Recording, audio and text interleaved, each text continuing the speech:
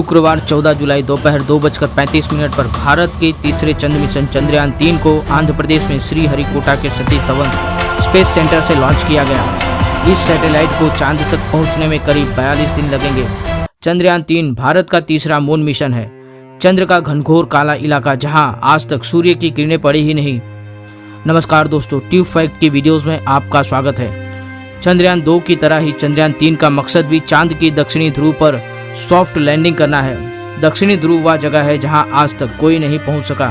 अगर चंद्रयान 3 का विक्रम लैंडर वहां सुरक्षित और सॉफ्ट लैंडिंग कर लेता है तो ऐसा करने वाला भारत दुनिया का पहला देश बन जाएगा और चांद की सतह पर लैंडर उतारने वाला चौथा देश बन जाएगा।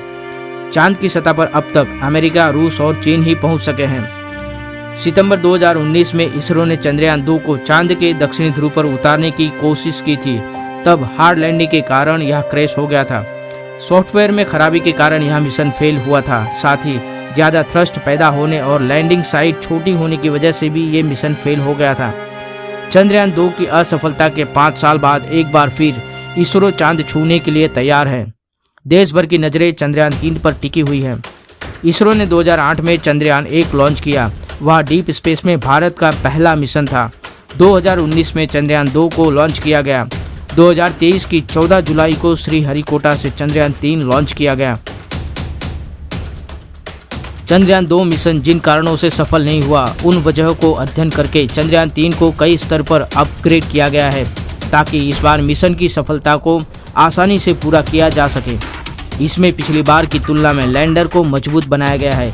इसमें बड़े और शक्तिशाली पैनल का इस्तेमाल किया गया है। चंद्रयान 3 की स्पीड को निर्धारित करने के लिए अतिरिक्त सेंसर लगाए गए हैं। मतलब किसी भी प्रकार की गलती दोबारा ना हो उसका पूरा प्रयास किया गया है। चंद्रयान 3 के लैंडर की 23 या 24 अगस्त को चंद्रमा पर सॉफ्ट लैंडिंग करने की उम्मीद है। तय किए गए समय पर लैंडर मॉड्यूल चंद्रमा के दक्षिणी ध्रुव क्षेत्र पर सॉफ्ट लैंडिंग के लिए उतरना शुरू कर देगा। अब चंद्रमा के दक्षिणी ध्रुव क्षेत्र को इसलिए चुना गया है क्योंकि चंद्रमा का दक्षिणी ध्रुव क्षेत्र उत्तरी ध्रुव की तुलना में बहुत बड़ा है। इसके आसपास वाले क्षेत्रों में पानी की मौजूदगी की संभावना हो सकती है। साथ ही साथ खनिज भी हो सकते हैं। जैसा पृथ्वी का दक्षिणी ध्रुव है वैसा ही चांद का भी है।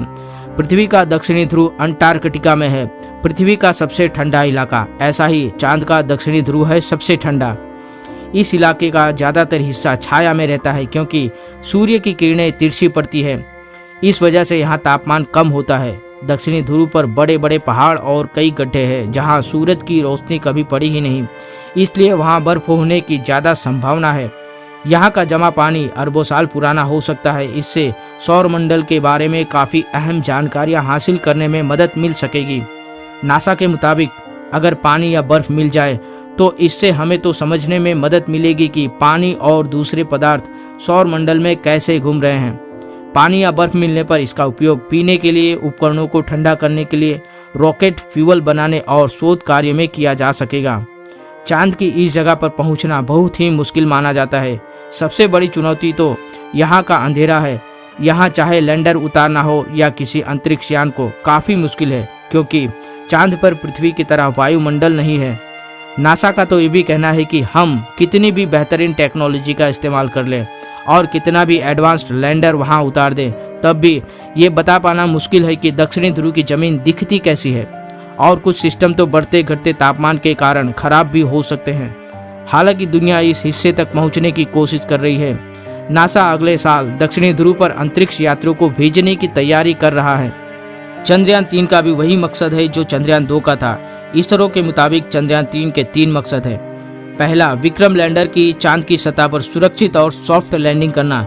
दूसरा, प्रज्ञान रोवर को चांद की सतह पर चलाकर दिखाना। और तीसरा, वैज्ञानिक परीक्षण करना। चंद्रयान 2 में जहां ऑर्बिटर, लैंडर और रोवर थे, वहीं चंद्रयान 3 में प्रपल्सन मॉड्यूल, लैंडर और रोवर होंगे।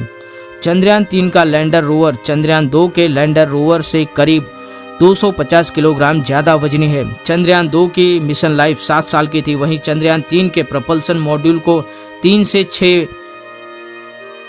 6 महीने का काम करने के लिए डिज़ाइन किया गया है।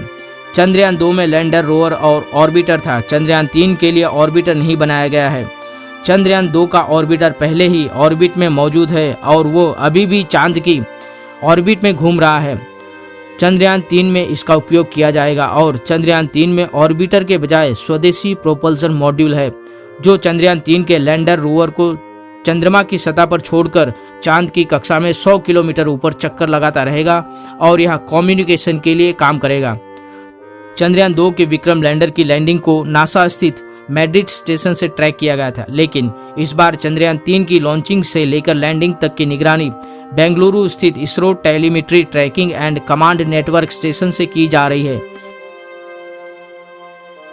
वहीं इस बीच रॉकेट और चंद्रयान के अलग होने की प्रक्रिया को ब्रुनेई और बियाक से भी ट्रैक किया गया था। चंद्रयान 3 को कुल 7 पेलोड के साथ लॉन्च किया गया है। पेलोड को हम आसान भाषा में मशीन भी कह सकते हैं। रोवर भले ही लैंडर से बाहर आ जाएगा, लेकिन ये दोनों आपस में कनेक्ट होंगे। रोवर को जो भी जानकारी मिलेगी वो लैंडर को भेजेगा और लैंडर इसरो को भेजेगा। 4 पेलोड लैंडर विक्रम के साथ जुड़े हैं, 2 रोवर प्रज्ञान के साथ और 1 प्रोपल्सन मॉड्यूल के साथ जुड़े हैं। लैंडर और रोवर से जुड़े 6 पेलोड चांद की सतह पर जाकर अध्ययन करेंगे, वहीं प्रोपल्सन मॉड्यूल के साथ का पेलोड चंद्रमा की कक्षा में पृथ्वी का अध्ययन करेगा। यदि योजना के अनुसार सब कुछ सही रहा तो चंद्रयान 3 का विक्रम लैंडर 23 अगस्त को शाम को चांद की सतह पर पहुंच जाएगा। चलिए जानते हैं सतह पर पहुंचने के बाद चंद्रयान 3 के 7 पेलोड किस तरह काम करेंगे और सदियों से छिपे हुए चंद्रमा के राज को कैसे खोलेंगे। Number 1, radio anatomy of moon bound hyper sensitive ionosphere and atmosphere. चांद की सतह के निकट प्लाज्मा के घनत्व और समय के साथ परिवर्तन को मापेगा। नंबर 2, चंद्र सरफेस थर्मोफिजिकल एक्सपेरिमेंट। चंद्रमा के ध्रुवीय क्षेत्र के निकट वहां की सतह के तापीय गुणों का अध्ययन करेगा। Number 3, instrument for lunar seismic activity. चंद्रमा के क्रस्ट और मेटल की संरचना को चित्रित करेगा। Number 4, laser retro reflector array. चंद्रमा की गतिकीय प्रणाली समझाएगा। Number 5, laser induced breakdown spectroscope. चांद की सतह पर मौजूद तत्वों का गुणात्मक और मात्रात्मक विश्लेषण किया जाएगा।